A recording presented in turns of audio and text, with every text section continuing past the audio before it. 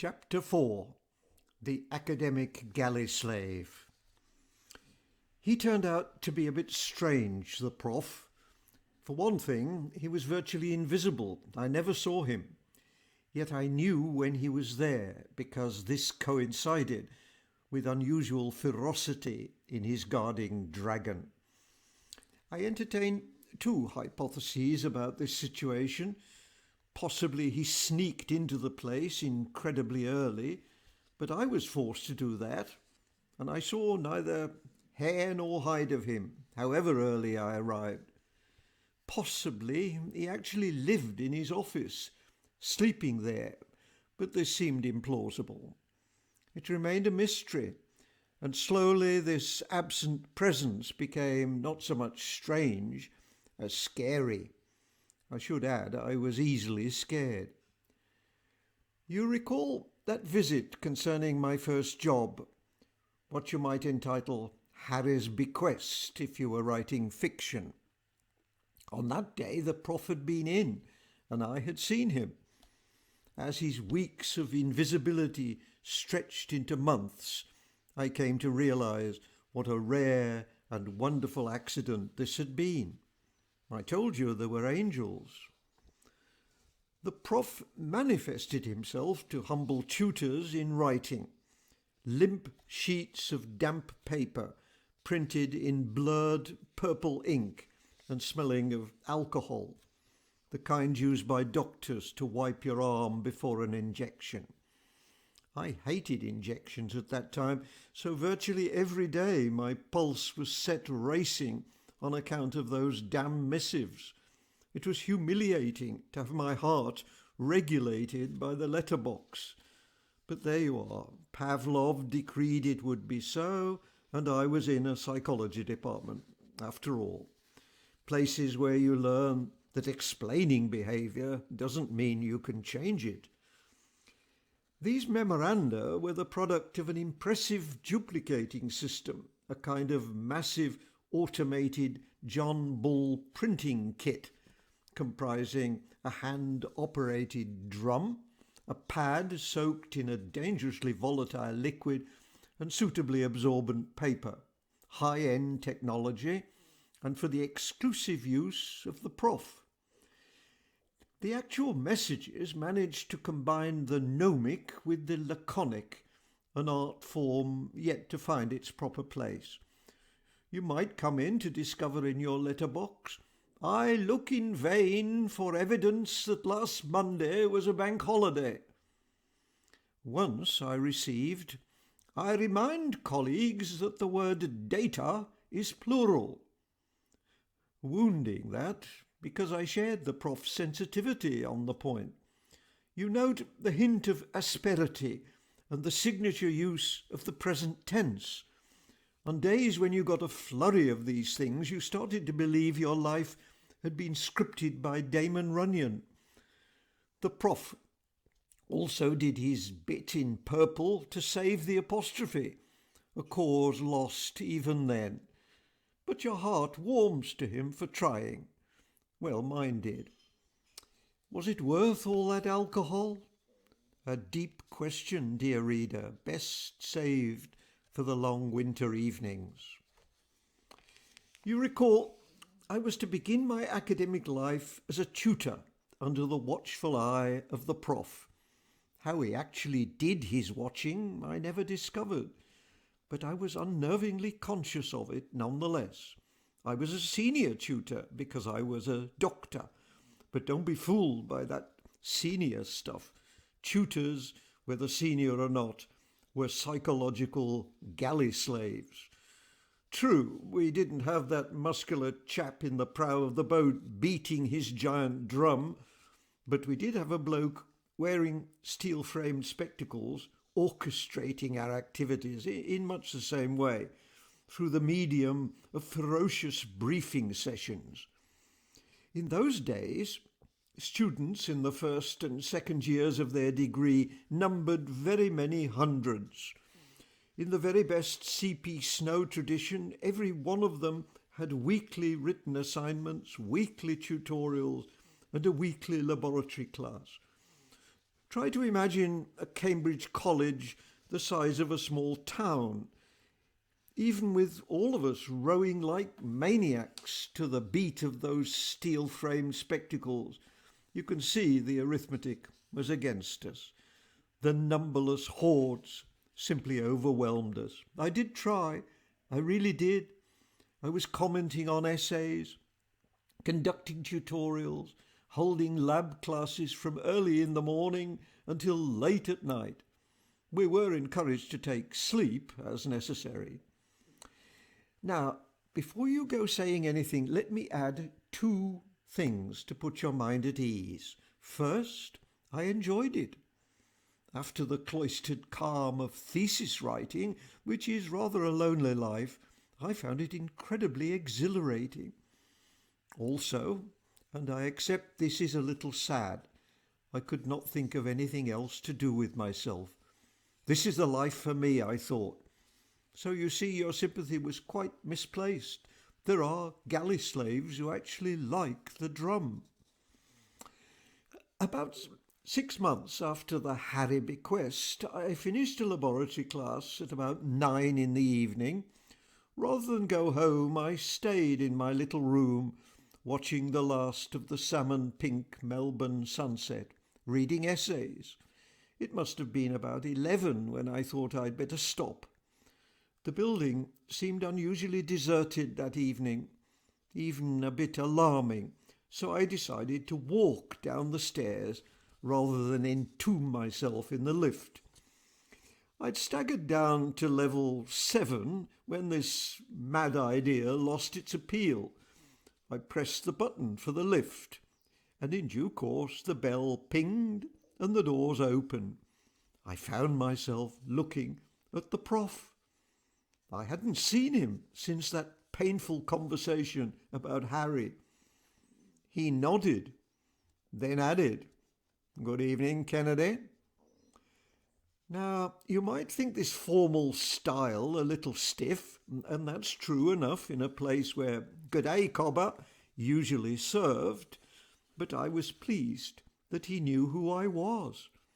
I even took a certain nostalgic pleasure in hearing my name that way. It took me back to school and short trousers, reminding me of those few months before I was permanently addressed as Ken. Schoolboys always prefer the short form. But the prof was not to know that. I mumbled, "Good evening, Professor," but I doubt he heard me because he'd already pressed the button and was busy getting out on the next floor. The closing doors showed him brazenly standing there, waiting for the other lift to come down. You can't help wondering, can you? On my own way down, I entertained many hypotheses, some not entirely flattering to myself. Finally, I decided that the prof, being essentially spirit and naturally invisible, simply could not support being seen wandering about a dark car park like a mortal. I decided to test this hypothesis, taking up a position behind a handy pillar to wait for him to come out. The truth is, I was consumed by a desire to know where he went, what he did with himself. Philip Marlowe, minus the fedora, about captures the scene. After 5 minutes spent silently rehearsing a second "Good evening, Professor," ready for the moment he appeared, I began to feel uneasy. I had intended calling out nonchalantly as if I were merely passing by, but after 10 minutes I realized this could well be wrong. The scene was shifting from Chandler to something more in the Hammer Films tradition. It was very late, and leaping out from behind a pillar might appear a trifle deranged. I need not have worried. He never reappeared. It was very many years before I realized why. I think I saw him just once more that first year, apart from a long-distance view at a public lecture. It was on the occasion of the departmental group photograph. I still look at this now and then, the prof has positioned himself in a democratic off-centre position. Quite a short chap, wearing a tailored suit with a waistcoat, a decided eccentricity in midsummer Melbourne. A dapper figure, standing extremely erect, steely eyes defying the camera to do its worst. He does not look happy. Behind him there is a Paul Nash print he had donated to the common room.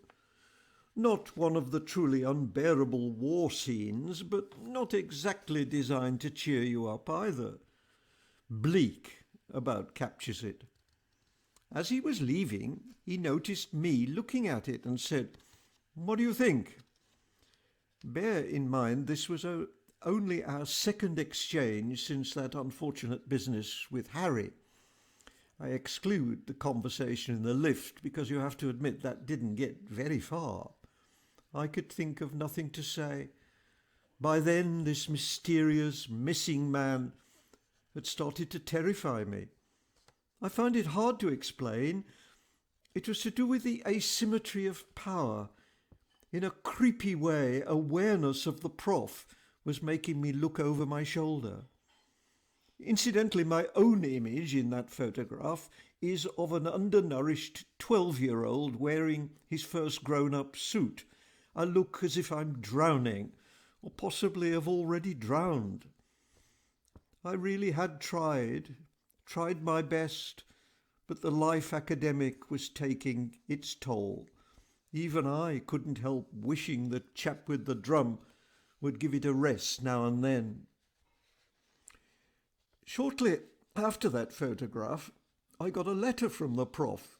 Not damp alcoholic purple, but bone dry and sealed in an envelope. It addressed me as Dear Kennedy and asked whether I could spare the time to see him.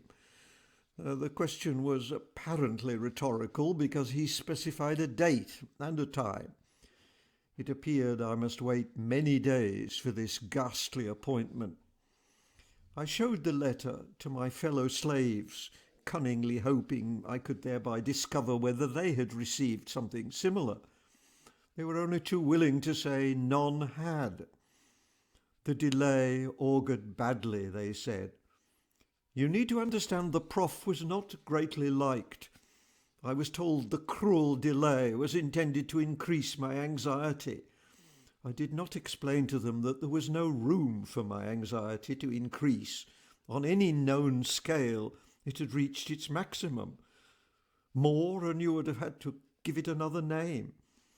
An unhealthy calm settled over me in the following days.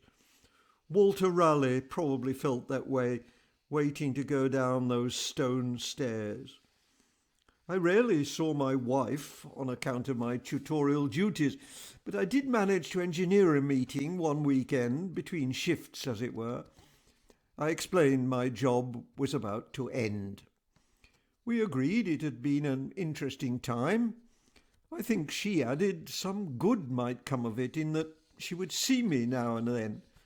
I'm not sure I thought that was compensation enough. The relentless days went by, and the morning of my dismissal dawned, as these things do. Sick at heart, I reported to the Dragon and was asked to wait. I recall she smiled at me. She'd never done that before, an extremely sinister experience. Vapours from her duplicating machine inched my heart rate into an activity known as fibrillation. I sat on, regretting that I knew so little about cardiac arrest. Eventually, I was ushered in. The prof was behind his desk. He also smiled, an experience vastly more sinister. I became aware that I had lost my powers of speech and concluded I'd suffered a minor stroke, or possibly a major stroke. Why shortchange myself? Possibly I was already dead. He started speaking, unaware I was considering how bodies might discreetly be shifted off the 13th floor in one of those black zip-up bags. I became aware he was trying to catch my attention. I heard him say he'd appointed me to a lectureship in the department. He seemed not to expect any kind of response and suggested I talk to one of his colleagues about my future duties. The dragon gave me the contract on the way out. She didn't smile, having used up her quota. As a lecturer, I saw a bit more of him. I even had lunch with him one day, and the event is relevant to the conclusion of this story. I was facing the task of interviewing some undergraduates, applicants for a prize. He wanted to explain how to do it. I will never forget the peculiar intensity he brought to the topic. He insisted that the questions themselves were of less importance than the order in which they were posed, and got quite excited pressing this point. I recall being completely baffled as to why. After a couple of years, I decided I wanted to go home. Here's not the place to say why. It was necessary to find a new job, and I had no idea at all how you did this. If you've been paying attention to this epic, you will have noticed that my jobs up to this point had been provided as a result of angelic intervention. It seemed unreasonable to expect them to keep this up. After thinking about it, the best I could come up with was to write a rather craven letter to the only important psychologist I could think of, Donald Broadbent, head of an applied psychology unit at Cambridge. Perhaps you don't know of him. Just imagine a godlike being, that should do. It seemed unlikely that God would reply, although oddly enough I felt no urge to write elsewhere. And indeed there was no reply. Not for about 3 months, that is, when a letter did arrive, not from the great man himself, but from another lesser eminence unknown to me. He apologized for the delay, said he'd heard from God, and suggested I write to a named individual at the University of St Andrews in Scotland, enclosing appropriate letters of recommendation. He urged me to inquire whether a particular post was still available. I copied his form of words, asked 2 colleagues to write in my support, and duly winged my airmail to Scotland. 3 weeks later, Scotland replied. The post I referred to had been filled. There was, however, a lectureship vacant. It was assumed this would be of interest, and accordingly it was offered to me, subject to a period of probation. So that's how it's done, I thought. I had to make an appointment to see the prof and break the bad news to him, the news I was leaving, that is. Childishly, I felt enormous pleasure in doing this, escaping his all-encompassing grip, breaking free at last, because this move at least had not involved, could not have involved, the prof's unseen hand. He knew nothing about it, I was sure of that. It's true he'd been at Cambridge for a while as a student, but there was nothing to suggest that he had access to the all-powerful subterranean academic network that had mysteriously come to my aid. After all, the prof was South African, little there to suggest Scottish connections. And hearing these grim tidings was surely going to cause him some grief. I felt grief was in order. Being South African, he would not be familiar with the stirring words of Mr. Henley, but I felt like reciting, "In the fell clutch of circumstance I have not winced nor cried aloud. Under the bludgeonings of chance my head is bloody but unbowed." Something like that, anyway.